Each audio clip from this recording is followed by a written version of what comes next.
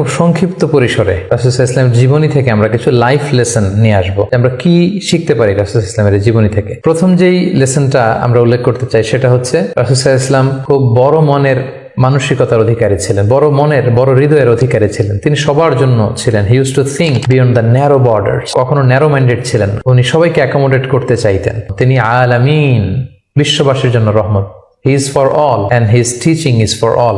দ্বিতীয় যে শিক্ষাটা আমরা পাই সেটা হচ্ছে রাসূল সাল্লাল্লাহু আলাইহি ওয়াসাল্লাম সবসময় সংঘবদ্ধ জীবন যাপন করেছেন। আমরা যদি দেখি মক্কাতে সংঘবদ্ধ, মদিনাতে সংঘবদ্ধ, যেখানে তিনি ছিলেন সংঘবদ্ধ ছিলেন এবং আমরা যেন ইউনাইটেড থাকি। কোরআনের শিক্ষাটা তিনি বারবার বলেছেন, ওয়ালা তাফাররাকু, তোমরা বিচ্ছিন্ন হয়ো না, তোমরা আলাদা হয়ে জীবন যাপন করো না, বরং তোমরা সংঘবদ্ধ জীবন যাপন করো। 3 নম্বর যে শিক্ষাটি আমরা পাই রাসূল সাল্লাল্লাহু আলাইহি ওয়াসাল্লামের জীবনী থেকে সেটা হচ্ছে তিনি পিস লাভার ছিলেন, শান্তিকামী। কখনো সংঘাতে সহজে বিরোধে জড়াতে চাইতেন না। সবসময় শান্তি প্রতিষ্ঠায় তিনি অগ্রগামী ছিলেন। আমরা যদি দেখি যে কুরাইশদের সাথেও কিন্তু তিনি পিস ট্রিটি করেছেন, শান্তি চুক্তি। সাহাবারা রাজি হচ্ছিলেন না, কিন্তু তিনি করেছেন। মদিনায় এসে তিনি মদিনা চার্টার করেছেন, মদিনা সনদ করেছেন, ইহুদিদের সাথে একসাথে থেকেছেন। কিন্তু মদিনা সনদ ভঙ্গ হয়েছে যখন তারা বিশ্বাসঘাতকতা করেছে। তার মানে তিনি সবসময় শান্তির পক্ষে ছিলেন। তো আমরা যারা নবীজির উম্মত বলে নিজেদেরকে দাবি করি, আমরা যেন সবসময় শান্তিকামী হই, আমরা যেন শান্তির পক্ষে থাকি, এটা আমাদের জন্য শিক্ষা। 4 নম্বর যে শিক্ষাটি আমরা পাই সেটা হচ্ছে he was the flag bearer of justice.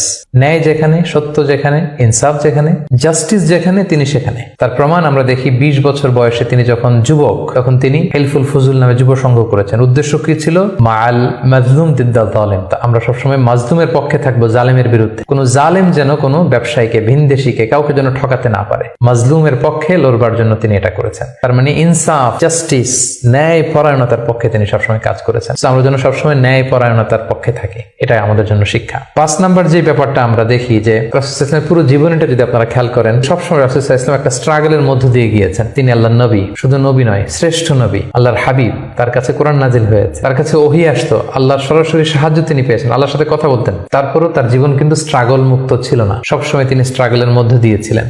আমরা একটু স্ট্রাগল করলে হতাশ হয়ে পড়ি, একটু বিপদে পড়লে হতাশ হয়ে পড়ি। আমরা যদি রাসূলের জীবনী দেখি তাহলে আমরা বুঝতে পারবো না, হতাশ হওয়া যাবে না, ধৈর্য ধারণ করতে হবে। কারণ struggle is the part of our life. আমার নবী স্ট্রাগল করেছেন, তিনি সংগ্রাম করেছেন। সো সংগ্রাম আমাদের জীবনের অংশ।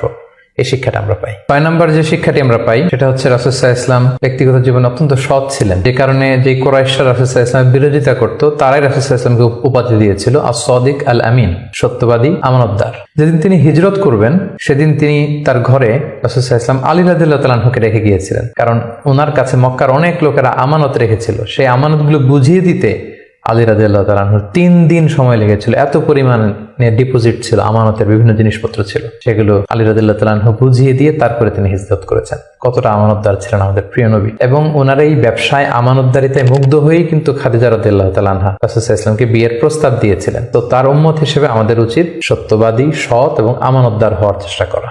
7 নম্বর যে শিক্ষাটি আমরা রাসূল সাল্লাল্লাহু আলাইহি ওয়াসাল্লামের জীবনী থেকে পাই সেটা হচ্ছে রাসূল সাল্লাল্লাহু আলাইহি ওয়াসাল্লামের একটা ফ্রেন্ডলি ইন্টারাকশন ছিল তার ফলোয়ারদের সাথে, good interaction with the followers. আমাদের অনেক লিডারদের মধ্যে একটা বসি ভাব থাকে যে আমি সব জানি, আমার ফলোয়াররা কিছুই জানে না, আমার টিমের লোকেরা কিছুই জানে না। না, রাসূল সাল্লাল্লাহু আলাইহি ওয়াসাল্লাম এটা করতেন না। কারোর কাছ থেকে কোনো ভালো কনসালটেশন, কোনো পরামর্শ আসলে পলিসি মেকিং এ তাদের কথাও তিনি রাখতেন। সুবহানাল্লাহ, এটা একটা গুড লিডারের বৈশিষ্ট্য। 8 নম্বর যে শিক্ষাটা আমরা পাই সেটা হচ্ছে রাসূল সাল্লাল্লাহু আলাইহি ওয়াসাল্লাম হেভিলি ফোকাসড ছিলেন তার মিশনে। সেই যে মক্কায় তিনি তাওহীদের বাণী প্রচার করতে শুরু করেছেন, রিসালাতের বাণী প্রচার করতে শুরু করেছেন, আখিরাতের কথা মানুষকে প্রচার করতে শুরু করেছেন। তার যে দাওয়াতের ফোকাস, এই ফোকাস থেকে কোনো প্রলোভন, কোনো লোভ, কোনো স্ট্রাগল, কোনো বিপদ রাসূল সাল্লাল্লাহু আলাইহি ওয়াসাল্লামকে এক চুল পরিমাণ নাড়াতে পারেনি। আমরা যদি জীবনে সফল হতে চাই আমাদের ফোকাস ঠিক রাখতে হবে। ফোকাস থেকে আমরা নড়ে গেলে কিন্তু আমরা সফলতার দেখা পাবো না।